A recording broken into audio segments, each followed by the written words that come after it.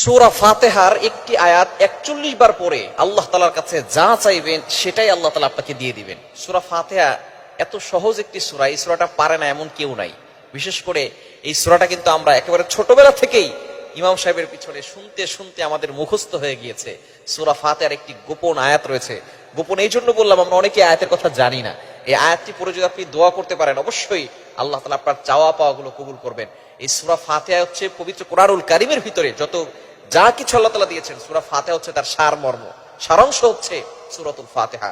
এই জন্য এই সূরাতুল ফাতিহাকে বলা হয় উম্মুল কোরআন।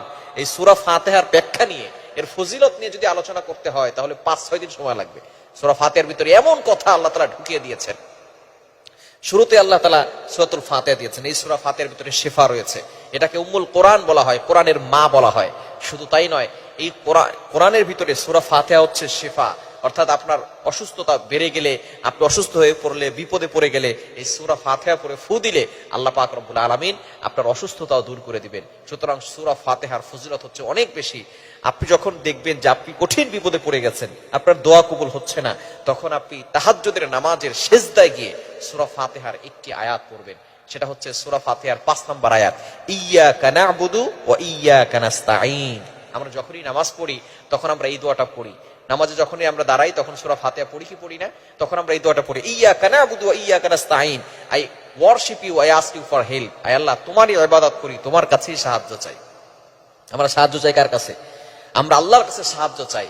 আমরা প্রতিনিয়ত এই সূরা ফাতিহা কিন্তু একটা দোয়া, আমরা অনেকে এটা জানি না। আমরা আল্লাহ তাআলার কাছে দোয়া করতেছি, ইয়্যাকা না'বুদু ওয়া ইয়্যাকা নাস্তাঈন, আল্লাহ তোমার ইবাদত করি, তোমার কাছেই সাহায্য চাই। এরপরে বলি ইহদিনাস সিরাতাল মুস্তাকিম, ও Allah show us the right path, show us the correct path.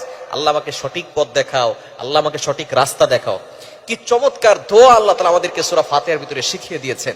এটা যদি আপনি ভাবেন তাহলে আপনি অবাক হয়ে যাবেন আল্লাহর এই গুণবাচক যেই আয়াতগুলো রয়েছে। সুতরাং আপনি যখনই বিপদে পড়ে যাবেন, তাহাজ্জুদের নামাজে আপনি সিজদায় গিয়ে কিন্তু কোনো আয়াত পড়া যায় না। আপনি ফরজ নামাজে পড়তে পারবেন না, ফরজ নামাজে সিজদায় গিয়ে আয়াত পড়া যাবে না। তবে নফল নামাজে, যে সমস্ত নফল নামাজ রয়েছে, তাহাজ্জুদের নামাজ আছে, অন্যান্য যে নফল নামাজ আছে, সেই সময় আপনি সিজদায় গিয়ে আল্লাহ তাআলার এই নামটি পড়বেন, ইয়্যাকা না'বুদু ওয়া ইয়্যাকা নাস্তাঈন ৪১ বার। আর যদি সিজদায় পড়তে না পারেন তাহলে আপনি দোয়ার সময় ইয়্যাকা না'বুদু ওয়া ইয়্যাকা নাস্তাঈন ৪১ বার পড়বেন। এরপরে আপনি আল্লাহর কাছে দোয়া করবেন, দেখবেন আল্লাহ তাআলা আপনার সকল চাওয়া পাওয়াগুলো কবুল করবেন। তবে অবশ্যই শুরুতে এবং শেষে দুরূদ শরীফ পড়ার চেষ্টা করবেন। কেননা দোয়ার শুরুতে যদি দুরূদ শরীফ পড়া না হয়, ওই দোয়াটা আল্লাহর কাছে পরিপূর্ণভাবে পৌঁছায় না। এটা আরশে আজিমে গিয়ে পৌঁছায় না, মুআল্লাকুন আসমানে গিয়ে ঝুলন্ত অবস্থায় থাকে। আমরা অনেকে দুরূদ শরীফ পড়ি না দোয়ার শুরুতে, এই কারণে আমাদের দোয়া অনেকের কবুল হয় না।